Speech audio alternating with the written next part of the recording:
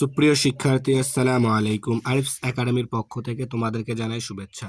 আশা করি তোমরা ভালো আছো এবং সুস্থ আছো। আজকে আমি তোমাদের গণিত বই পৃষ্ঠা নম্বর 15 এর টিক চিহ্ন অঙ্কের সমাধান করে দেবো, 1 নম্বরটা। ঠিক আছে, তাহলে চলো শুরু করা যাক। তো প্রথমে 1 নম্বরটা দেখো, সমাধান করি। তো 1 নম্বর বলছে যে কি 713 গুণ 1, এখানে একটা ফাঁকা ঘর আছে।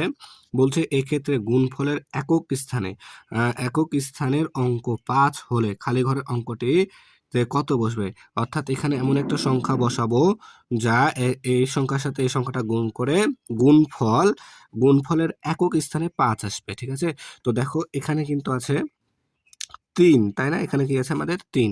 ঠিক আছে, তাহলে এখানে এমন একটা সংখ্যা বসাতে হবে যা তাহলে এই 3 এর সাথে গুণ করলে কিন্তু একক স্থানে কিন্তু 5ই আসবে, তাই না? তো দেখো যদি আমি এই 3 কে 3 দ্বারা গুণ করি তাহলে কিন্তু 9 হয়, তাই না? আবার দেখো 3 কে যদি আমি 4 দ্বারা গুণ করি, 3 4 12, তাহলে একক স্থানে 2 হবে। তাহলে এটাও হবে না, তাই না? তো গ নাম্বার দেখো, যদি আমি 3 কে 5 দ্বারা গুণ করি তাহলে 3 5 যা 15, তাহলে 5 3 5 যা 15, তাহলে একক স্থানে কিন্তু আমার 5 বসবে, তাই না? আচ্ছা, এটা তাহলে এটাই উত্তর হবে। ঠিক আছে, দেখো আর যদি আমি ঘ নাম্বার 6 দ্বারা গুণ করি 3 কে 3 6 18, তাহলে একক স্থানে 8 বসবে। তাহলে আমাদের সঠিক উত্তর হবে কি গ 5। ঠিক আছে, এরপর 2 নাম্বারটা দেখো, বলছে যে কি এখানে 3টা অঙ্ক দেওয়া আছে, 0 1 ও 2। অঙ্কগুলো একবার ব্যবহার করে গঠিত বৃহত্তম ও ক্ষুদ্রতম সংখ্যার গুণফল কত। তাই না? তো দেখো তাহলে এটা যদি আমি বৃহত্তম সংখ্যা গঠিত করে 3টা সংখ্যা ব্যবহার করে, তাহলে বৃহত্তম সংখ্যা হবে 2 1 আর হচ্ছে 0, তাই না? এটা হচ্ছে বৃহত্তম। এবার বলেছে কি ক্ষুদ্রতম, তাহলে ক্ষুদ্রতম যদি করি তাহলে 1 0 2, তাই না? এটা হচ্ছে বৃহত্তম, এটা হচ্ছে ক্ষুদ্রতম। এখন এই দুইটা সংখ্যা যদি আমি গুণ করি তাহলে গুণফল কত হবে দেখো, তাহলে 2 0 0 2 1 2 2 2 4, তাই না? এক অঙ্কের কাছে তাই এখানে একটা শূন্য নিলাম। 0 0 0 0 0 1 0 0 2 0, তাই না? এবার তাহলে 2 অঙ্কের কাছে তাই এখানে আমরা দুইটা শূন্য নেব। তাহলে এবার দেখো 1 0 0 1 1 1 2 1 2, তাই না? এবার যোগ করতে হবে, তাহলে 0 2 2, ঠিক আছে 2, আচ্ছা 4 1 2, তাহলে 21,420। তাহলে দেখো 21,420 হাতে কতই, এই যে গ নাম্বার 21,420। ঠিক আছে না? তাহলে 21,420 আমাদের উত্তর হয়ে গেল। ঠিক আছে, এরপর দেখো 3 নম্বরটা।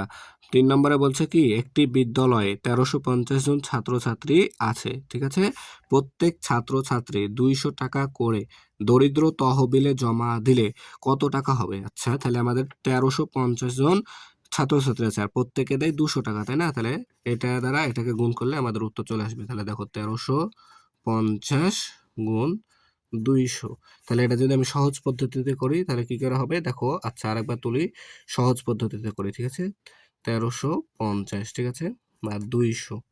ঠিক আছে, তাহলে আমরা যদি সহজ পদ্ধতি শিখেছিলাম কিন্তু, তাই না? তাহলে 5 দুগুণ 10 শূন্য, হাতে থাকে 1, 3 দুগুণ 6 আর 7, 2 1 2 আর 3। ঠিক আছে, আর এখানে 3টা শূন্য বসে যাবে। তাহলে তাহলে আমাদের কত আসছে 3,70,000, তাই না? তাহলে এখানে তো উত্তর নাই দেখছি গো। তাহলে দেখো 4টা শূন্য, আচ্ছা আচ্ছা সরি, এখানে এখানে 2 1 কে 2 হবে। আচ্ছা দেখো 3 দুগুণ 6 হয় আর হাতের 1 ছিল এখানে দিয়ে দিয়েছি 7, তাহলে 2 1 কে 2, এখানে 2 হবে। ঠিক আছে, 2 1 কে 2 হবে। তাহলে 2,70,000 হবে, 2,70,000 হবে আমাদের উত্তর, তাই না? তাহলে দেখো 2,70,000 অর্থাৎ 27 4টা শূন্য, তাহলে 27 4টা শূন্য। দেখো এটাতে কিন্তু 5টা আছে, তাহলে এটা না, এই যে খ নাম্বার। তাহলে 2,70,000, তাই না? 2 লক্ষ তাহলে 70,000। ঠিক আছে, এবার দেখো 4 নাম্বারটা। তো 4 নাম্বার দেখো 4 নাম্বার বলছে এত ভাগ, এখানে ভাগশেষ কত হবে। ঠিক আছে, এটাতে ভাগশেষ কত হবে। তো দেখো 4 নাম্বার যদি আমি ভাগ করি, থামো, দেখো 4 নাম্বার যদি আমি ভাগ করি তাহলে 100 ভাগ 9 8 7 6 5, তাই না? এটা আমি দেখো সহজে বুঝাই দিছি। দেখো এখানে একের পাশে 2টা শূন্য আছে, তাই না? একের পাশে 2টা শূন্য, তাহলে আমরা ভাজকের, ঠিক আছে, তাহলে এদিক থেকে দুই দুই ঘর পর একটা কি শূন্য পয়েন্ট বসাই দেবো, তাই না? তো দেখো একটা দুইটা এখানে একটা যদি আমরা পয়েন্ট বসাই দিই তাহলে আমাদের এসছে 987.65। এই যে এই 65 পয়েন্টের পরের যে দুইটা সংখ্যা আছে এটাই আমাদের ভাগশেষ হবে, ঠিক আছে? এই যে ঘ নাম্বারটা আমাদের উত্তর হবে, ঠিক আছে? ঠিক আছে, তাহলে 65 উত্তর হবে, ঠিক আছে? এরপর দেখো 5 নম্বরটা। তো 5 নম্বর বলেছে কি যে ভাগের ক্ষেত্রে কোন সম্পর্কটি সত্য, ঠিক আছে? তো ভাগের ক্ষেত্রে কোন সম্পর্কটি সত্য? ভাগশেষ অবশ্যই ভাজকের চেয়ে ছোট হবে, তাই না? অর্থাৎ ভাজক বড় হবে, ভাগশেষ ছোট হবে, তাহলে খ নাম্বারটা, ঠিক আছে? এখন দেখো বলছে যে 225 ভাগ, এখানে একটা ফাঁকা ঘর আছে, হ্যাঁ, 9 দ্বারা, আচ্ছা, তাহলে 9 সমান সমান আছে 9, তাহলে ফাঁকা ঘরে কত বসবে, ঠিক আছে? এই ফাঁকা ঘরে কত বসবে সেটা আমাদেরকে বের করতে হবে, ঠিক আছে? তো দেখো আমরা কিন্তু শিখেছিলাম, ঠিক আছে? তাহলে 225, ঠিক আছে, 225 তাহলে আমাদেরকে 9 দ্বারা ভাগ করে দিতে হবে, তাহলে উত্তর চলে আসবে। দেখো তাহলে এখানে 9 একটা সংখ্যা, এখানে দেওয়া যাবে না, তাহলে এখানে, আচ্ছা দেখা যাচ্ছে না, আচ্ছা দেখো যদি আমি এখানে 9 দ্বারা 225কে ভাগ করি তাহলে কত আসে দেখো, তাহলে তোমার হচ্ছে 4 নং, আচ্ছা 3 নং 27, তাহলে 9 দুগুণ 18, ঠিক আছে?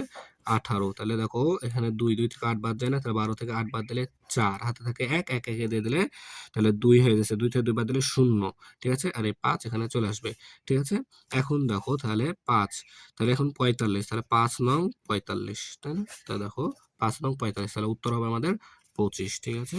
তাহলে দেখো উত্তর আমাদের 25, ঠিক আছে? এরপর দেখো 7 নম্বরটা। তালেব সাহেব বছরে 98,400 টাকা বাড়ি ভাড়া ব্যয় করলেন। তার মাসিক ভাড়া, বাড়ি ভাড়া ব্যয় ব্যয় কত? তাহলে সে হচ্ছে 12 মাসে, তাহলে 12 মাসে এত টাকা খরচ করে, ঠিক আছে? তাহলে তার মাসিক মানে অর্থাৎ 1 মাসের ভাড়া কত? তাহলে এটাকে আমরা যদি 12 দ্বারা ভাগ করে দিই তাহলে উত্তর চলে আসবে, তাই না? তাহলে 98,400, তাই না? তাহলে দেখো 98,400 ভাগ হচ্ছে আমাদের 12, তাই না? তাহলে এটাকে আমরা ভাগ করতে পারলেই উত্তর কিন্তু আমাদের চলে আসবে। তো দেখো এখানে দুটো সংখ্যা, এখানে দুটো সংখ্যা অবশ্যই ভাগ যাবে, ঠিক আছে? তাহলে কত দ্বারা গুণ যাবে দেখো, তাহলে যদি আমরা 12 ঘরে 12 কে যদি আমরা দেখো